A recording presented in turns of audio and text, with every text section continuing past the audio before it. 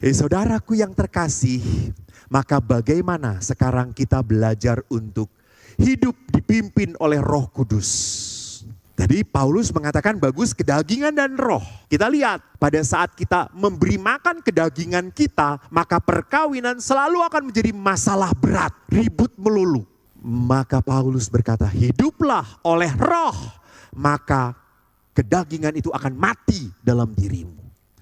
Pertama, kita belajar dari Yesus. Yesus berdoa pada Bapanya sebelum menghadapi penderitaan. Ingat di Taman Getsemani, Yesus berkata apa? Berjaga-jagalah dan berdoalah supaya kamu jangan jatuh ke dalam pencobaan. Jadi menarik, Yesus berdoa, ngajak berdoa supaya kamu tidak jatuh dalam pencobaan. Ya. Bukan berdoalah supaya orang yang menangkap kita tidak jadi nangkep. Tidak. Doa Yesus bukan minta hidup dimudahkan. Tidak. Doa Yesus minta supaya dikuatkan. Kuat.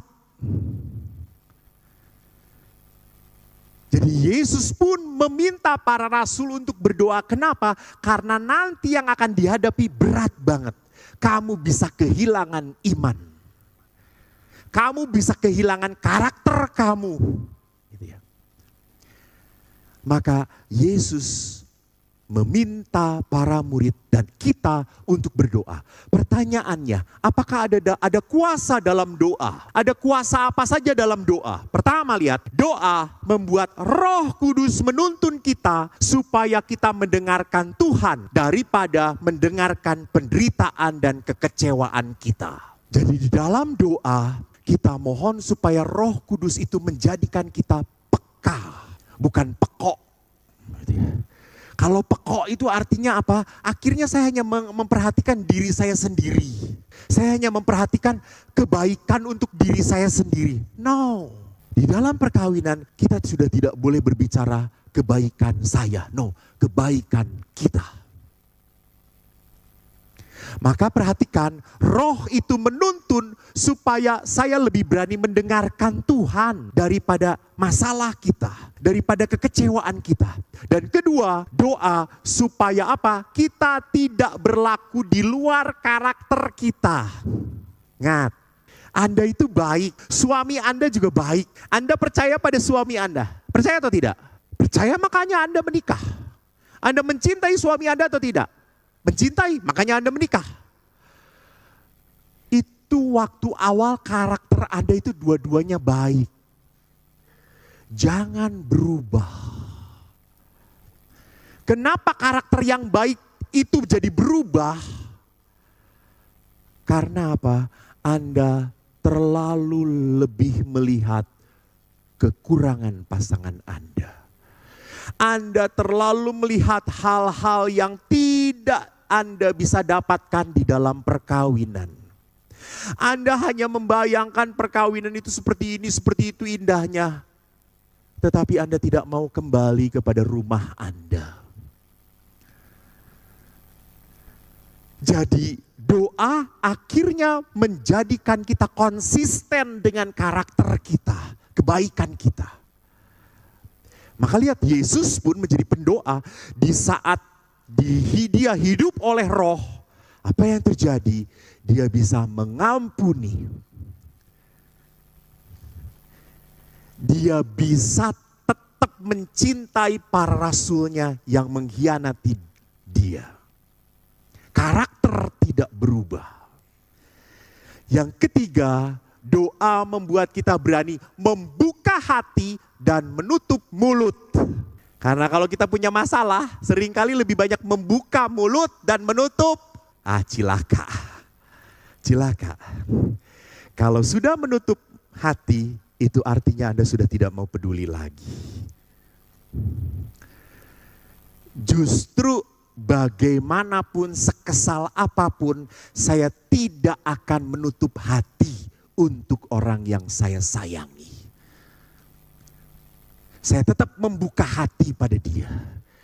dan menutup mulut. Kenapa? Karena pada saat marah itu kita beri makan, kita beri kesempatan untuk dikeluarkan.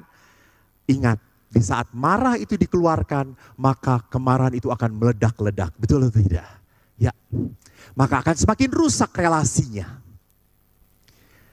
Tetapi pada saat kita menutup, akhirnya orang yang marah pun tidak punya kesempatan untuk meledak-ledak. Yang keempat, doa bukan bertujuan mengubah pasangan kita, tetapi mengubah cara kita merespon, menanggapi kekecewaan atau rasa sakit yang kita alami. Jadi doa membuat kita tidak menjadi pribadi yang reaktif, tetapi responsif. Beda ya, reaktif itu apa? Ada aksi, reaksi. Tapi kalau responsif itu dia mikir dulu. Menjawab dengan baik dan benar.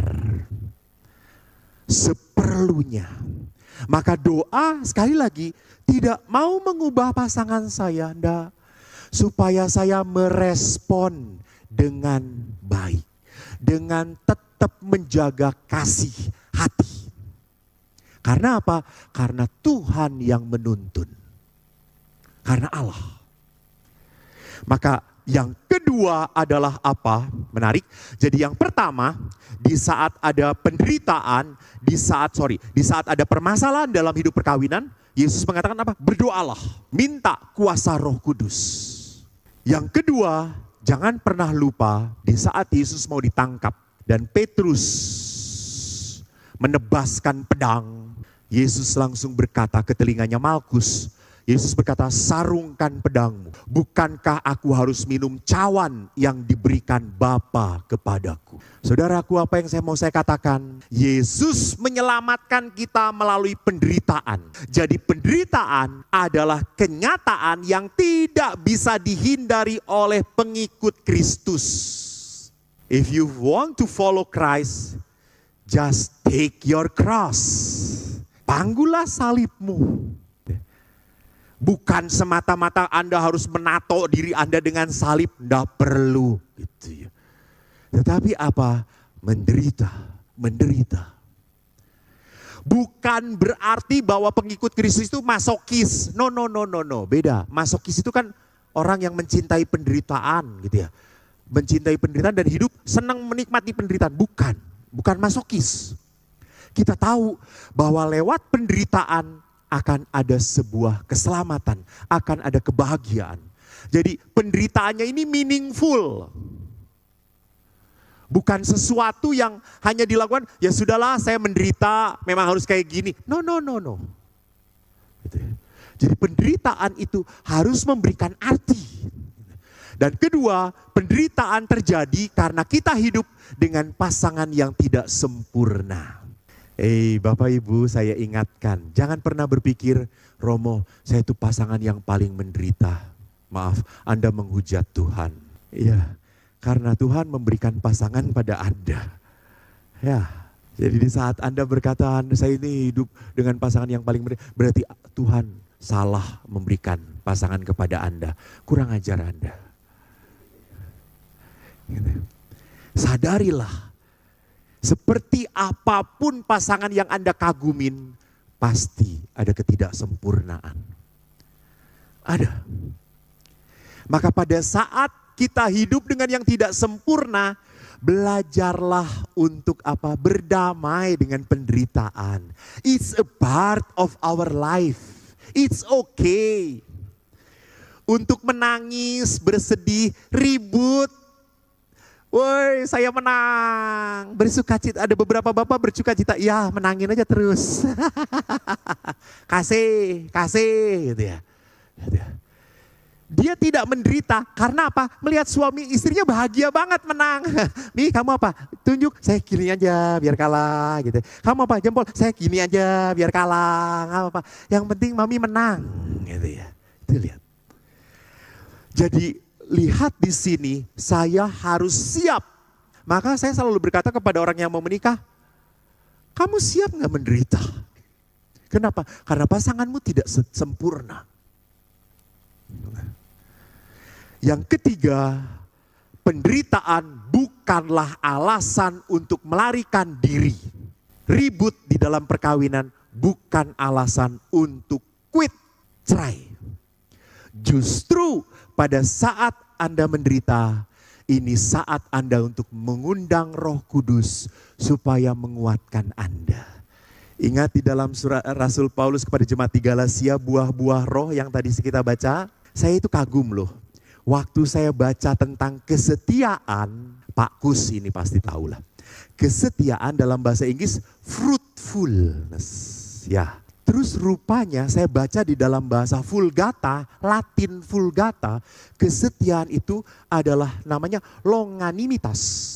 Longanimitas itu long anima, longus animus. Rupanya longanimitas itu di dalam bahasa Inggris diterjemahkan long suffering, edan. Jadi buah-buah roh salah satunya adalah apa? Supaya kita kuat tahan menderita.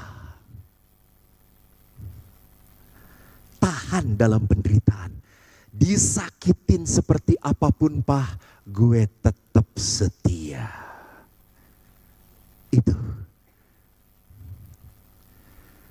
Itu bukan hanya kata-kata, saya menyaksikan.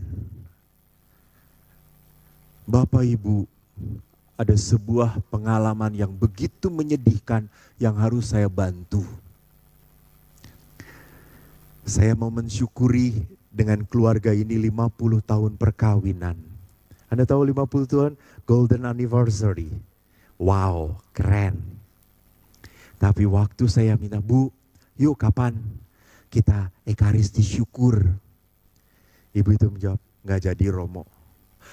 Hah? Kenapa Bu? Ibu itu meneteskan air mata. Dan berkata, Romo, setelah 50 tahun baru saya tahu bahwa suami saya sudah punya istri lain. Dan dia punya anak dari wanita itu. 50 tahun saya dibohongin. 50 tahun saya perempuan bego, blow on, tolol. Lihat, dia akhirnya merusak diri sendiri. Dia menghancurkan diri sendiri. Saya perempuan yang bodoh. Terus saya berkata, oke, Ibu.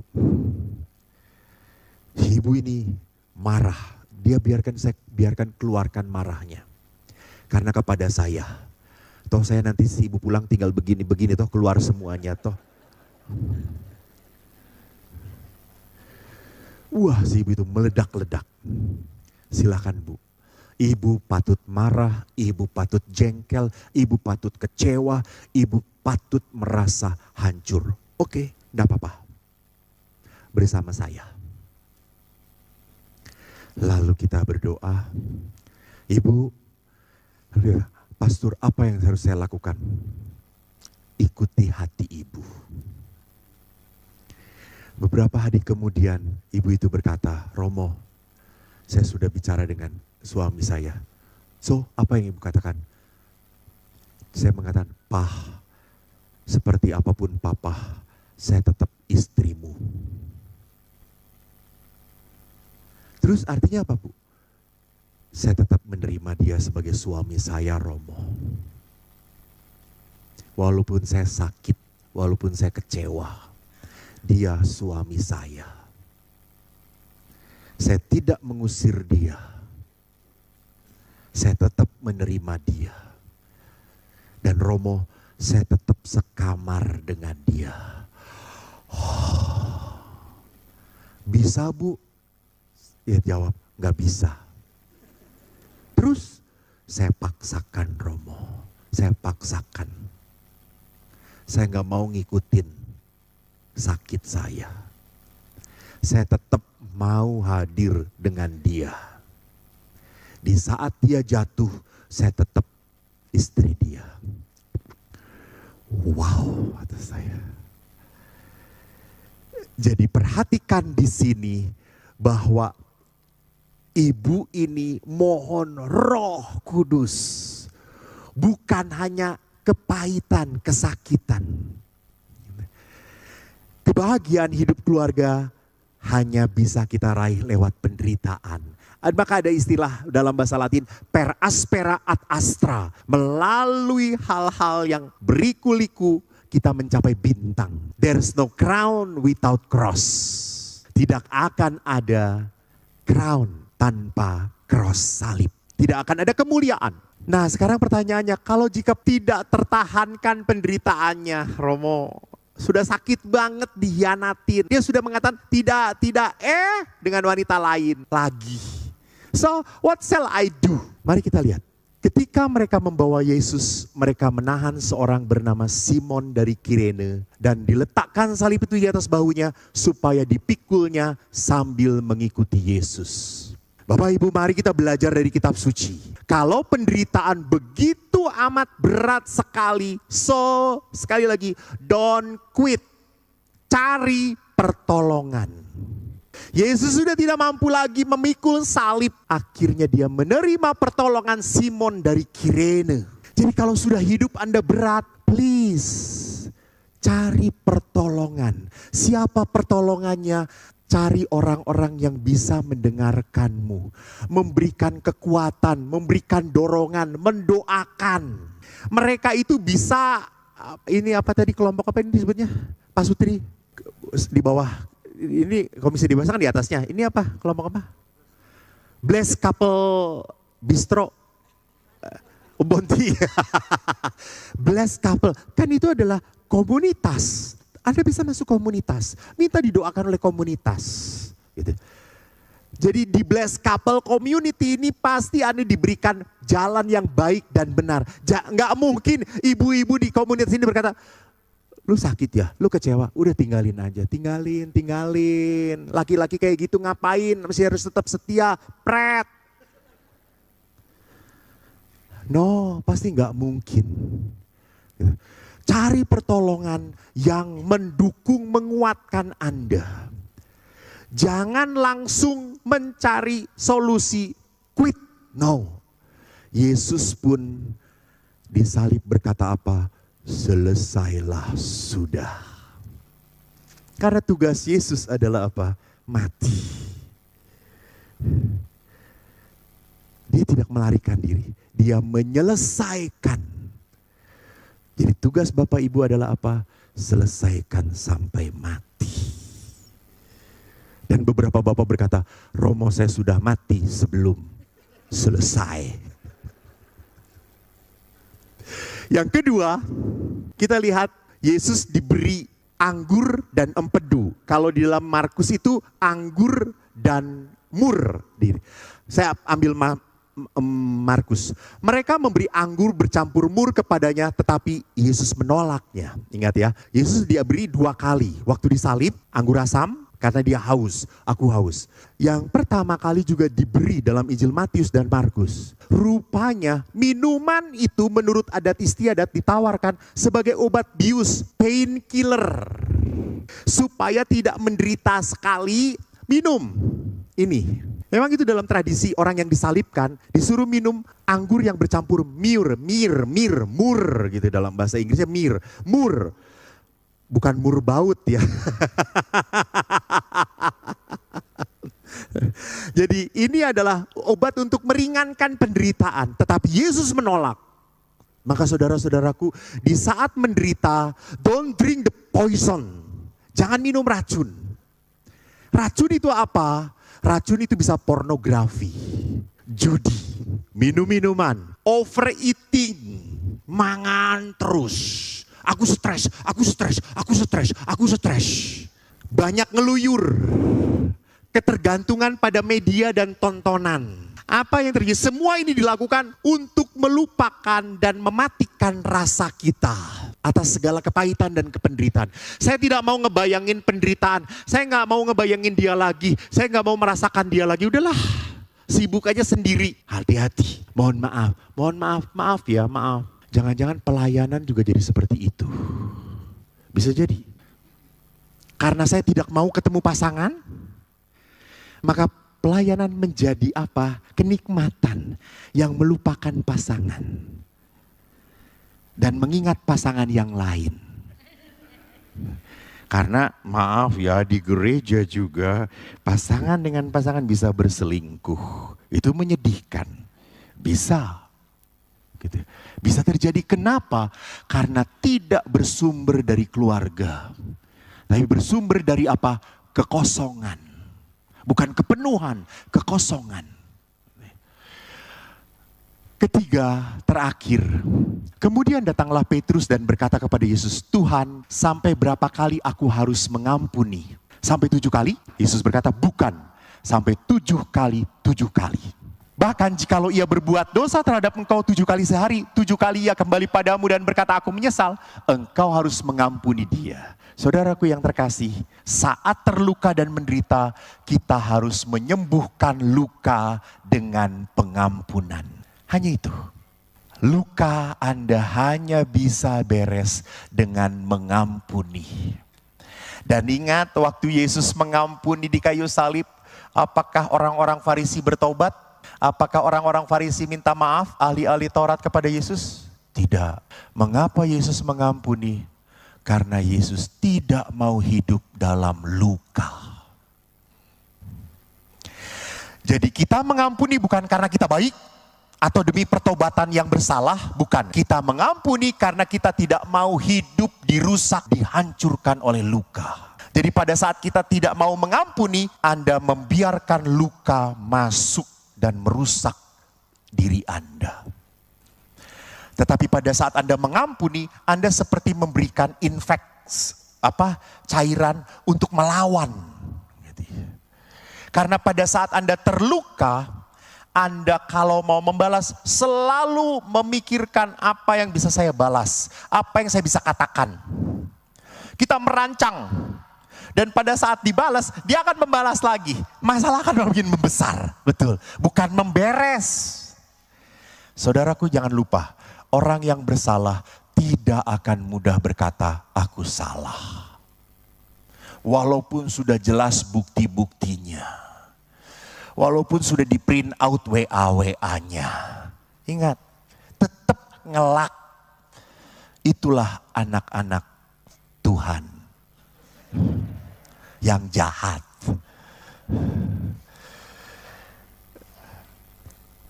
Keempat, kalau tadi dalam kita perjanjian lama, baru, sekarang perjanjian lama. Saya cari, susah banget ya. Karena saya baru sadar, setelah kebangkitan, apakah Yesus menampakkan diri pada orang-orang Farisi? Apakah Yesus menampakkan diri pada ahli Taurat? Itu yang saya pertanyakan. Kenapa ya? Kenapa kok gak menampakkan diri pada mereka supaya mereka bertobat? Nah, Yesus menampakkan diri kepada para rasul, tidak kepada orang Farisi. Mau dikatakan apa? Yesus tahu jarak. Yesus tidak mau setelah terluka dilukai lagi oleh orang-orang ini. Maka Bapak Ibu, saya lihat yang paling gampang Yunus. Waktu Yunus masuk kapal itu kena apa? Badai, betul? Orang-orang ini berseru kepada Tuhan, apakah badainya berhenti? Tidak. Karena apa? Yang menyebabkan badai ada di dalam. Allah ingin, tobatkan bangsa Niniwe, jangan lari. Tapi Yunus melarikan diri. Maka pada saat orang berkata, bagaimana supaya badai ini reda? Yunus berkata, lemparkan aku. Lemparkan aku ke dalam laut, campakkan. Laut akan menjadi reda dan tidak menyerang kamu. Sebab aku tahu bahwa karena aku badai besar ini menyerang kamu. Jadi saudaraku yang terkasih, kita harus berani mengambil jarak dengan orang-orang yang tidak mau bertobat. Selalu merasa diri paling benar dan tidak perlu bertobat, berubah. Jadi pada saat kita berhadapan dengan pasangan yang selalu menipu lagi, saya maaf, mengulangi lagi, maaf, menyakiti lagi, memukul lagi. Saya harus berani mengambil jarak dengan mereka. Bukan cerai, bukan, mengambil jarak. Maka dalam gereja Katolik dikenal dengan apa? Perpisahan sementara. Jadi kalau pasangan ini membahayakan, gereja boleh memberikan anjuran untuk berpisah sementara. Biar dia mengolah diri dia. Sama toh setelah Yunus dilemparkan ke dalam laut, Allah mengolah dia lewat ikan. Jadi Allah selalu punya cara untuk menobatkan orang itu. Kenapa? Karena saya tidak mau menjadi orang yang disakiti, capek. Itu. Tapi bukan jalannya dengan bercerai. Maka Bapak Ibu yang terkasih, mari kita lihat ribut rukun, oke. Karena kita tidak sempurna.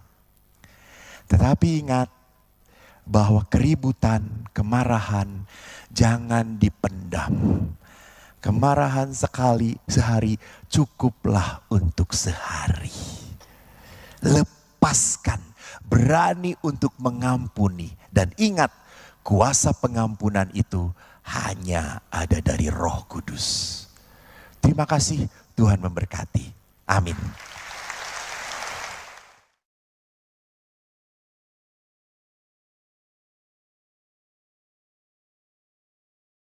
Nama saya Panca Nugraha dari Gereja Cibunut. Oh ya Pak Frans. Ya, begini Romo, ada kasus, ada suami istri diberkati secara Kristen Protestan, terus mereka pisah.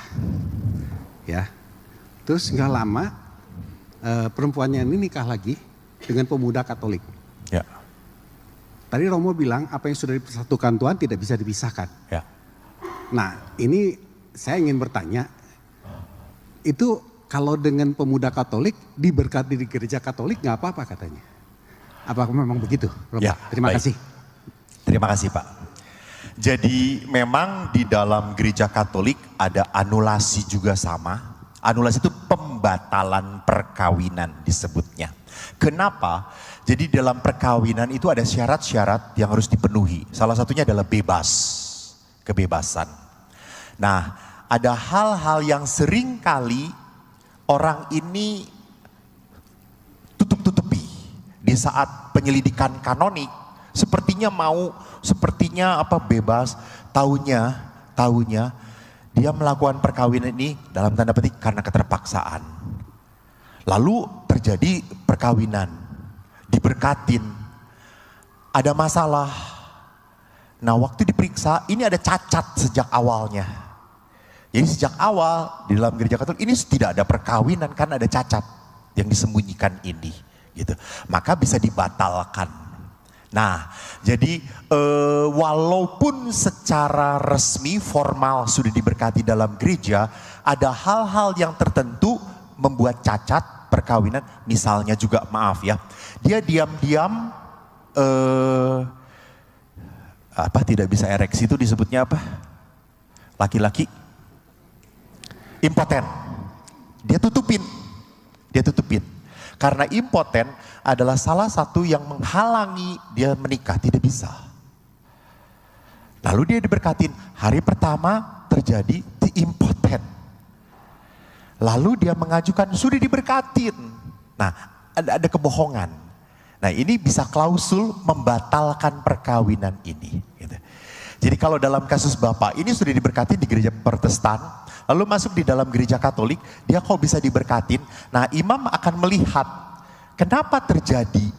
Jadi kita tidak langsung memberkatin, kita bereskan dulu apakah perkawinan ini ada masalah atau tidak. Masih ada ikatan atau tidak. Kalau masih ada ikatan tidak bisa diberkatin di gereja Katolik. Jadi harus ada status bebas dari orang yang mau diberkatinya ini. Jadi tidak boleh ada di dalam ikatan. Karena ikatan ini menghalangi perkawinan berikutnya. Semoga menjawab Pak.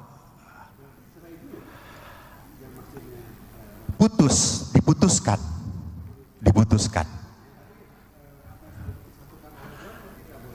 Nah itu kan, jadi bisa jadi Tuhannya dibohongin.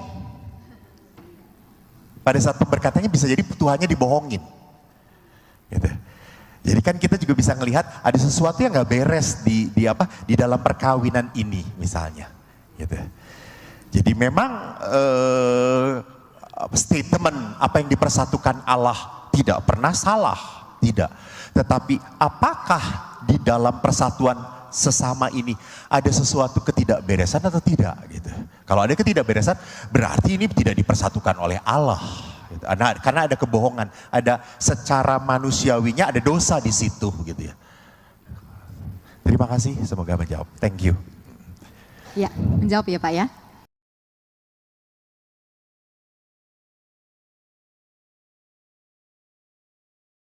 Ada pertanyaan lagi?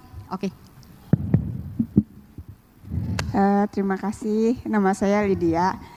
Saya mau bertanya Romo, untuk kalau misalnya ada masalah dalam suami istri di Katolik boleh berpisah dulu, itu ada jangka waktu maksimalnya enggak? Nah, dan satu lagi saya ingin, sebenarnya sih tambahan kecil aja ya Romo ya, untuk misalnya salah satu pihak membantu keluarganya yang nggak mampu, yang seperti contoh Romo tadi.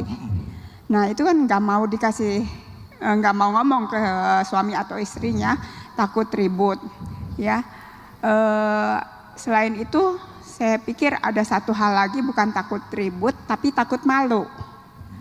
Sebab keluarga pihak istrinya itu the have, sedangkan keluarganya dia kurang gitu. Kalau ada yang minta dia malu gitu sebenarnya untuk bilang ke pasangannya. Takutnya tambah dihina-hina gitu maksudnya. Terima kasih. Terima kasih Ibu. Jadi kalau ada tadi perpisahan sementara ada waktunya tentu. Kita beri waktu gitu ya. Jadi kenapa? Karena tujuannya untuk mendamaikan kembali. Tujuannya adalah untuk mendamaikan, menyatukan dia lagi. Ada rekonsiliasi kembali. Jadi mengambil jarak itu supaya dia bisa bisa mengolah batin dia, membereskan diri dia, gitu ya. Diberi saat-saat itu. Tentu ada waktunya. Lalu yang kedua, nah ini sebetulnya di dalam perkawinan sudah tidak diperbolehkan. Jadi tidak, ingat apa yang dipersatukan Allah, bukan tidak, mereka menjadi dua, menjadi satu. Jadi masalah suami adalah masalah istri, masalah istri, masalah suami. Tidak pernah boleh dengan kebohongan, diam-diam tanpa sepengetahuan istri, dia menolong keluarganya. Itu sudah tidak kebenaran. Itu sudah tidak ada kebenaran. Jadi kalau sudah hidup berkeluarga, tidak boleh lagi ada rasa lu have, I am not have. No. Kita keluarga kita gitu ya. Maka pada saat dia harus membantu keluarganya, you talk to your spouse, bicara dengan pasanganmu. Sehingga pada saat membantu itu, kami loh yang membantu, kami loh. Tanpa maksud melecehkan, meremehkan, no, kami membantu. Karena saya mengerti bahwa ini pun ayah saya, ini pun ibu saya. Walaupun itu adalah ayah ibu suami saya. Tapi saya tetap memanggil dia ayah. Di sini. Jadi rasa malu, kediam-diam itu tidak membenarkan, akan membuat menjadi pecah. Karena pada saat ketahuan, ini akan menjadi apa? Klausul untuk pisah. Klausul untuk masalah besar. Jadi tetap harus bicara. Bagaimanapun harus bicara. Tidak diam-diam. Sekali lagi, karena apa? Anda sudah menyatu, bersatu. Masalah Anda, masalah suami. Masalah suami, masalah istri juga. Terima kasih Ibu. Okay, thank you.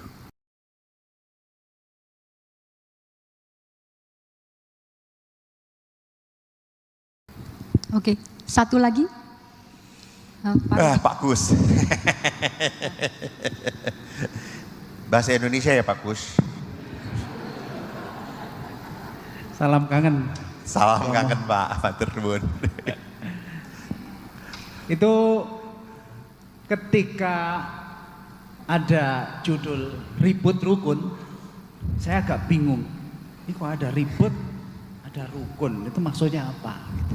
Tapi dalam pengalaman berkeluarga yang saya jalani selama ini, memang kadang-kadang kita ribut. Saya ribut sama istri saya gitu. Tapi setelah ribut, nanti timbul perasaan yang lebih sayang, lebih rukun gitu. Romo, itu kenapa ya? Kok bisa begitu, kenapa gitu? Lah Bapak yang mengalami kok tanyanya sama saya? Loh, nggak gitu. Romo kan pernah ribut juga sama orang lain. Iya, kan pernah. Iya. Romo mengalami perasaan seperti itu. Nah sekarang jawaban Bapak kenapa? Ayo. Menurut pengalaman Bapak kenapa? Ributnya. Iya, bukan. Setelah ribut kok makin sayang, makin ada rasa. Iya, rasanya seperti itu. Oh, rasanya seperti itu. Iya. Ya. Apa kita kadang-kadang mesti harus ribut supaya rukun gitu? Loh betul. Tidak akan ada rukun kalau nggak ada ribut. Ya betul. Ya. Oke, Ya, Pak. terima Betul. kasih. Terima kasih banyak Pak. Betul. Saya tertarik dengan pengalaman Pak Kus. Pada saat saya ribut, kok tiba-tiba saya menjadi hangat lagi. Kenapa? Ini cinta yang udah dewasa. Gitu. Pada saat ribut, dia mendiamkan saya jadi merasa kosong. Saya merasa sedih. Lalu kita mendekatin lagi. Ma, jangan gitu ma. Ayo ma. Saya membutuhkan lagi. Saya membutuhkan lagi. Betul. Betul. Jadi pada saat saya ribut, saya mengambil jarak. Toh ribut itu kan membuat gesekan. Mengambil jarak.